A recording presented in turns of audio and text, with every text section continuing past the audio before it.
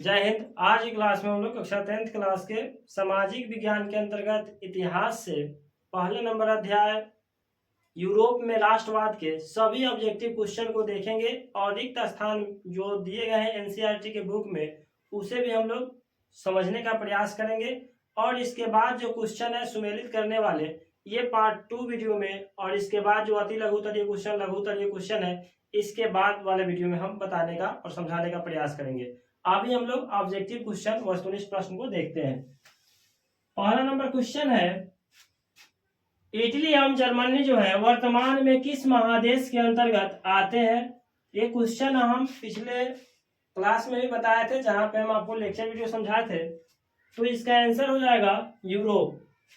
ये इटली और जर्मनी जो है यूरोप महादेश के अंतर्गत आते हैं। दूसरा नंबर क्वेश्चन है कि फ्रांस में किस शासक वंश की पुनर्स्थापना, एक होता है स्थापना एक होता है पुनर्स्थापना, यानी स्थापना जो पहले बार किसी ने स्थापित कर दिया फिर दूसरा व्यक्ति दूसरा शासक आया उसको बंद कर दिया और फिर पहले वाले शासन को ही फिर से शुरू किया गया तो उसे हम लोग कहेंगे पुनर्स्थापना। वियना कांग्रेस के द्वारा कब किया गया था, तो ये कब किया गया था तो हम आपको बताएंगे। फ्रांस में किस शासक वंश की पुनर्स्थापना जो है वियना कांग्रेस के द्वारा किया गया, तो बुर्बोन वंश का पुनर्स्थापना जो है किया गया वियना कांग्रेस के द्वारा। तीसरा क्वेश्चन है कि मेजनी का संबंध किस संगठन से था। मेजनी का जो संगठन संबंध था ये कार्बोनारी संगठन से था, यह एक गुप्त दल था।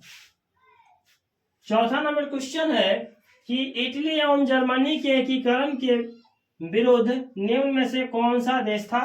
तो जर्मनी और इटली के विरुद्ध जो था ये ऑस्ट्रिया था। कौन सा देश था? ऑस्ट्रिया। आगे क्वेश्चन है कि काउंट काबुल को विक्टर इमैनुअल ने किस पद पर नियुक्त किया था। तो वह पद है प्रधानमंत्री के पद, जिस पर काउंट काबुल ने विक्टर इमैनुअल को प्रधानमंत्री के पद पर नियुक्त किया था। गैरीबाल्डी पेशे से क्या था, तो गैरीबाल्डी जो था पेशे से नाविक था। आगे क्वेश्चन है जर्मन राइन राज्य का निर्माण किसने किया था। तो इसका निर्माण जो है किसने किया था, तो नेपोलियन बोनापार्ट ने। आगे क्वेश्चन है कि जॉल्वे राइन एक संस्था थी। जॉल्वे राइन कैसी संस्था थी, तो व्यापारियों की यह बनाई संस्था थी। 9 नंबर क्वेश्चन है रक्त यानी खून एवं लौह की नीति का अवलंबन किसने किया था। तो इसका आंसर हो जाएगा बिस्मार्क ने किया था। आगे क्वेश्चन है कि फ्रैंकफर्ट की संधि कब हुई थी। फ्रैंकफर्ट की जो संधि हुई थी 1871 ईस्वी में हुई थी। 11 नंबर क्वेश्चन है कि यूरोप वासियों के लिए किस देश का साहित्य एवं ज्ञान विज्ञान प्रेरणा स्रोत रहा है। तो यह है यूनान का। 12 नंबर क्वेश्चन है 1829 ईस्वी में एड्रियानोपल की संधि किस देश के साथ हुई थी। 1829 ईस्वी में एड्रियानोपल की संधि हुई थी। ये क्वेश्चन पता चला है कि एड्रियानोपल की संधि कब हुई थी, तो 1829 ईस्वी में किस देश के साथ हुई थी, तो रूस और तुर्की के बीच हुई थी। ठीक है, ऑटोमन साम्राज्य भी कहा जाता है इसको। अब हम लोग समझते हैं रिक्त स्थानों की पूर्ति करने वाले क्वेश्चन। ये 6 है। आप एनसीईआरटी के बुक अगर पढ़ेंगे तो आप उसमें ये सभी क्वेश्चन आपको वहां मिल जाएंगे, इसीलिए आप एनसीईआरटी के बुक को पढ़िए और यहाँ क्वेश्चन तो हम बता ही देते हैं, उसमें आप चेक करके इसको क्या कीजिए, याद करने का प्रयास कीजिए। पहला नंबर क्वेश्चन है डैश के युद्ध में, डैश के स्थान पर कुछ भरा जाएगा, इसके युद्ध में एक महाशक्ति पतन पर दूसरी यूरोपीय महाशक्ति जर्मनी का जन्म हुआ। तो वह है सेडान के युद्ध में ही, सेडान के जब युद्ध हो रहा था उसी समय एक महाशक्ति का पतन यानी खत्म हो रहा था। उसी समय दूसरे यूरोपीय महाशक्ति यानी जर्मनी का जन्म भी हो रहा था।